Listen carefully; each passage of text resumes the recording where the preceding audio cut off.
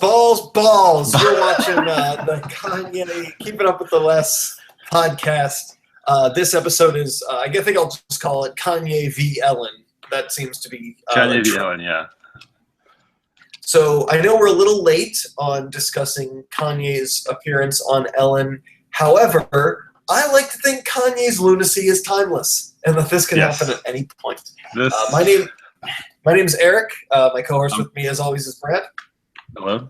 And so let's jump right in. Go for it, Brad. I'm going to let you take the driver's seat on this one. I literally just watched it for the first time. I just had this realization just now as you were doing the intro.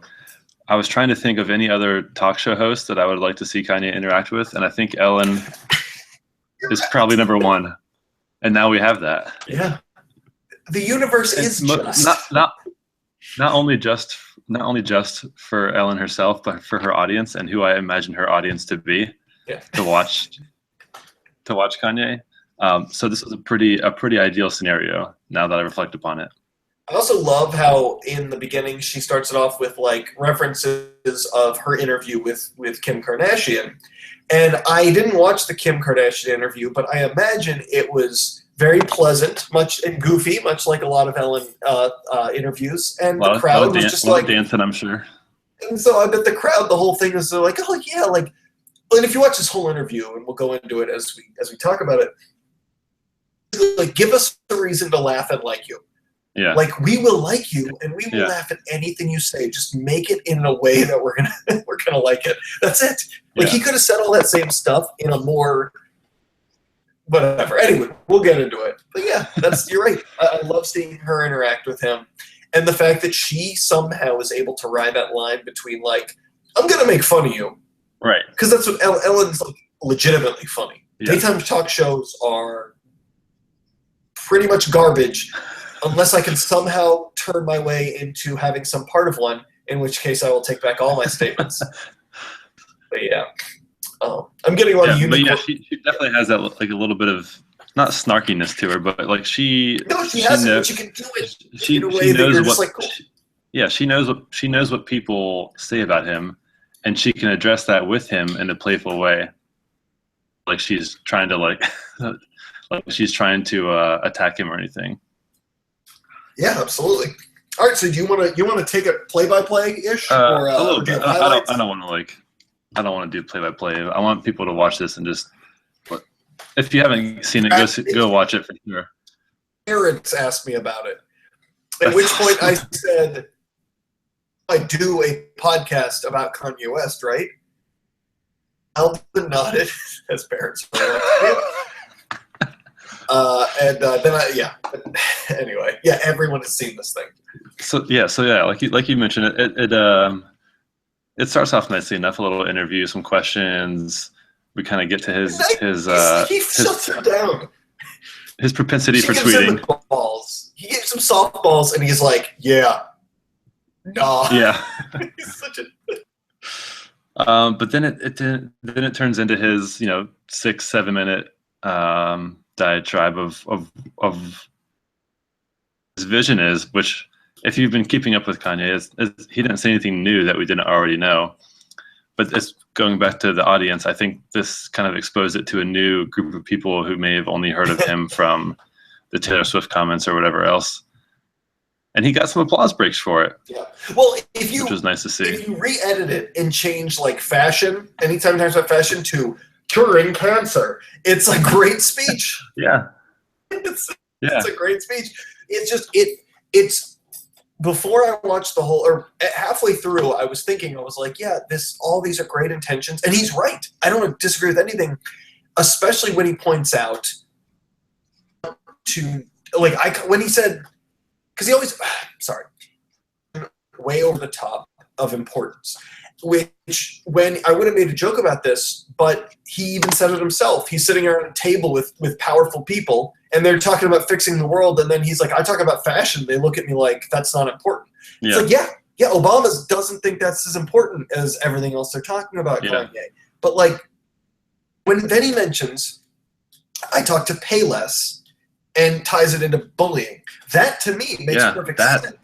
Yeah, that's where it all comes together, and it's like, oh, this. You can you can't just sit around and say rank every single issue that humanity is facing and say, well, hunger is is number one, and this is number two, and this is number three, and X, Y, and Z, so on and so forth.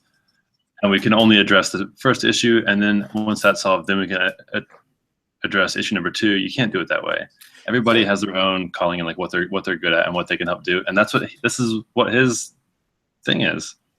Yeah, that's what he said. I'm good with art, right? And fashion is something I've learned a lot about, and I've invested a lot into. I can do this. I can do this, and that makes sense. I like Bernie Sanders. Kanye has a more defined plan than Bernie Sanders. Kanye really like lays it out. I think that plan, if you cut out like, and here's what's so funny about that interview, because we hear so much about it, and I think it's because it was on Ellen. But like, when everyone was telling me how crazy it was, I was like, I'm sure it doesn't break the top 10. This may be number 10. But like, there is so many more quote unquote crazy Kanye moments. Oh yeah. This one I felt was uncomfortable more than anything else. I was really like, why? I didn't find it entertaining in an ironic way. Was it because he didn't maintain eye contact with her? He kept looking off into the distance somewhere. You know what? I had to look off into the distance. I'm not kidding. I switched tabs. Like, I just listened to it after a while because it was so uncomfortable, because it was just like, I'm trying to think. It was like, I don't know. There's lots of, if you watch a bad movie and it's funny, but it's like sometimes you watch a bad movie and you're like, this is so mediocre, I'm bored out of my mind.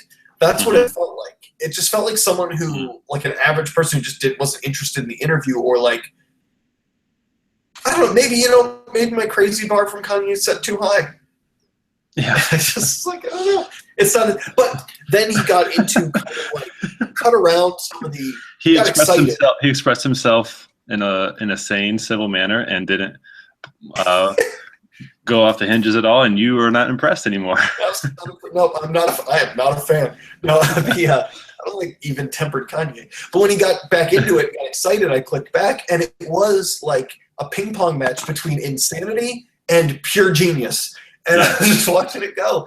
And I really enjoyed that last, like after the first 3 minutes, I really enjoyed it. Maybe it was just the Kim Kardashian parts, because he really was just like, my kid, I'm not interested in talking about this. And it wasn't until he got like passionate about it. I also liked when he said, they're gonna just long after they know me as just wacko Kanye or whatever phrase he used, crazy Kanye. Well, that was like an allusion to the Wacko Jacko. He didn't say wacko, because if he said wacko, then absolutely, that's kind of what I was thinking. But like so after he like, there was a small contingent of the crowd that laughed really hard, and he was like, "Yeah, because you think that about me." Yeah, like which goes into here's something that's tangents or terrible tangents, depending on who you are and your perception. Yeah, right. But like, one of the things that I've learned, like just comedy writing, stand-up comedy, all that shit in my very short time of doing all that, is that just blatant honesty is really funny. Even if you don't put a joke on it, just blatant honesty is funny. And so I've started thinking about how that pertains to life, and how people are so polite and just not honest with each other, that like, to hear someone just say something honest is the funniest goddamn thing anybody's ever heard. And it's like, there's so many Louis C.K. jokes that are so funny that aren't even jokes, because he just said what's happening in the world. And that's what Kanye did. He didn't make a joke. He just said that's what's going to happen, and people laughed really hard because nobody ever talks honestly. Oh my God, can you imagine if he announces a stand-up tour? I would, well, yeah, I think I would. Oh my God. He'd need, well, they already joked about that in the thing. He'd need an editor, because I feel like it would be just like this interview, brief moments of genius, or, whatever, entertaining craziness. But like, there would be chunks where you're like, just, could you have tried that on an open mic or something? Could you have gotten a routine spot just to tighten that up a little bit? Well, and even he said it in I forget what song it was on Life of Pablo, but name one genius who isn't crazy. He knows. Yeah, that's fair. Yeah. Well, the amount of, I study a lot of autism research, and the amount of like scientific geniuses who, when you look back at their, like, they'd be like, oh, this is an eccentric genius. And then you look back and you're like, he has all the traits for autism. And he has all the savant aspects of someone with autism in certain scenarios. And you're like, oh shit, that might have been it. But like, I don't know, that's pretty wild to me. Like just this whole Kanye thing, and I love this Ellen piece that's now into it. And you know what? We hadn't had something to talk about in a while. I was prepping all my classic Kanyes, and Kanye has done this. Oh, this is why I'm rambling because oh no, you go. I just have something for later. Go. Well, I was going to say we end the Ellen segment with a fun game. I'm excited to talk about this because I think this is a breakthrough for Kanye. I'm excited to hear about that. So just as some background setup, the logistics of the game were each player, Ellen and Kanye, were read a question, and they had to name 3 answers in 5 seconds of the question. So name something nice you can do for your spouse, and you have 5 seconds to name 3 things. My favorite answer as you opened the podcast with, name something that is hairy, and Kanye immediately goes balls, balls, balls. Yep, there's no hesitation. And he actually, so here's the little breakthrough thing, and is that if you notice the next 2 answers, he not only makes fun of himself, but he makes fun of himself in a way that Ellen shouldn't have even commented because it was a clear joke. Everyone got it, and it worked really well by answering just one answer, making fun of himself legitimately, and staring into the camera or at the audience. And she made jokes about, oh, you don't get how the game works. And that was kind of funny, but it was like, it didn't need a tag. It was a great punchline. And I've never seen Kanye make fun of himself that way. And I used to have the stance of Kanye just doesn't have a sense of humor about himself.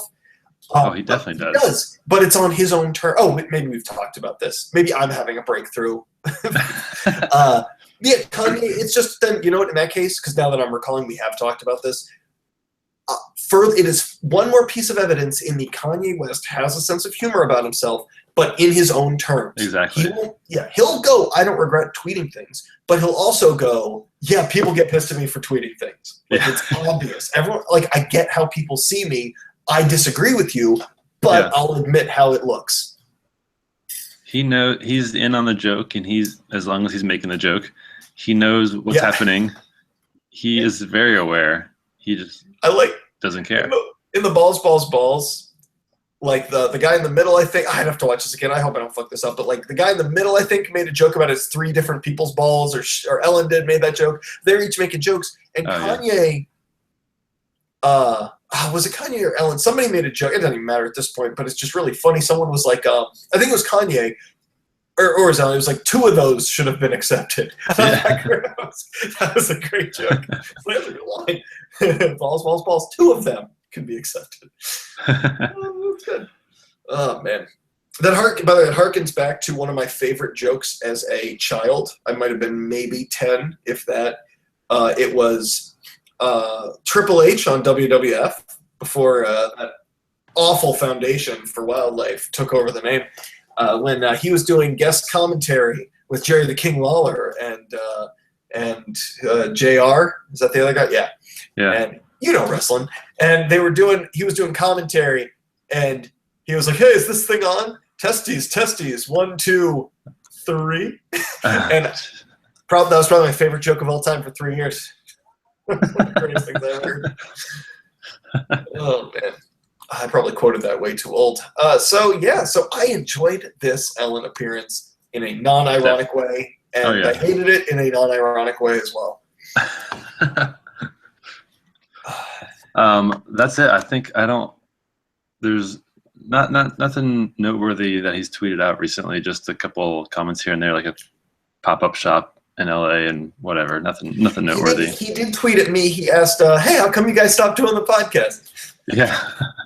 Man, that'll be the day. Yeah. Well, that's what I was just talking to, I contribute to Hard Times for any viewers who don't know that by now, considering I've had everyone from that site on my fucking podcast.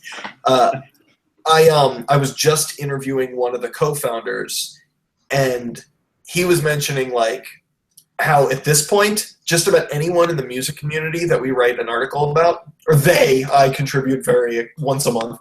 I try to contribute more, but I suck. But it's like he was saying, it's at this point, it's almost like, because Andrew WK retweeted a Hard Times article about him. Like anybody who you, and he's huge on Twitter, anybody you write about, he's like, we have to think they're probably going to see it at some point, just with the sheer traffic. Mm-hmm. And so he was like, maybe we'll consider that. Like, if there's people we want to write about, like, we should write about them because they're going to see it, and if they think it's, funny and reasonable to retweet it, and that's a positive for the site. I'm like, we should ramp up these Kanye pitches. I feel like Kanye would be totally down, assuming it's. But is Hard Times writing about actual people? I thought it was all like everything I can remember. It's like fake news stories. It's fake. Well, looking at the comments, people do not believe any of this is fake. How dare those punks talk about vaccinating their children? That can give them autism, not bad taste in music. That shit was crazy. Anyway. But it's like they had the one with Andrew WK, which was it was like, I forget the exact title, but it was, it's actually worth looking up. But I can talk until that. It's like they'll do stuff if something happens in punk news, like the singer of Against Me, she burned her birth certificate at a North Carolina show. There were all these pitches, and someone had a great pitch. It just the timing didn't work out by the time it was accepted and everything. So anything, but. My argument was she probably would have retweeted that. Like if there was something, I think the joke was something about, I shouldn't say it in case they end up running it. Never mind. You look up Hard Times. We're getting a little off topic, but. Yeah. Oh yeah, that's right. Well, you asked. You should have learned not to ask me questions. That's a terrible idea. I'll find. Oh, here it is. It's aging Andrew WK declines Facebook party invite. That's what it was. In the whole article, the concept was, for the first time ever, Andrew WK declines a party. And he was like, that's great. But, I don't know if that's how he sounds. But would you say is it because there's no more parties in LA? Bringing it back. That's why. Bring it back. Yeah.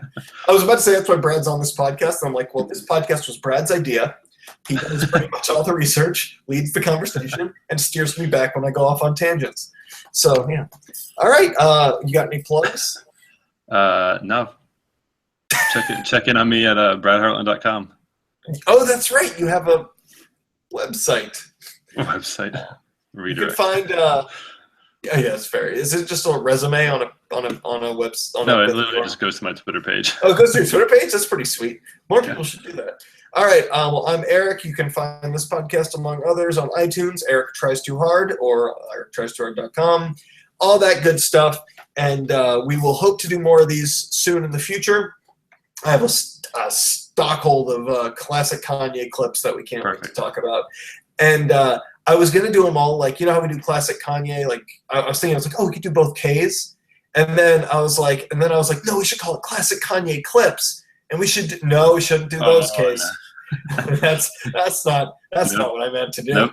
Let's not do that. All right. Well, have a good night, Brad. But stick around. I might want to talk to you. All right. Keep it loopy. We're thinking about replacing a co-host. Anyway, this has been Keeping Up the West. We'll talk to you later. See ya. Co-host is me.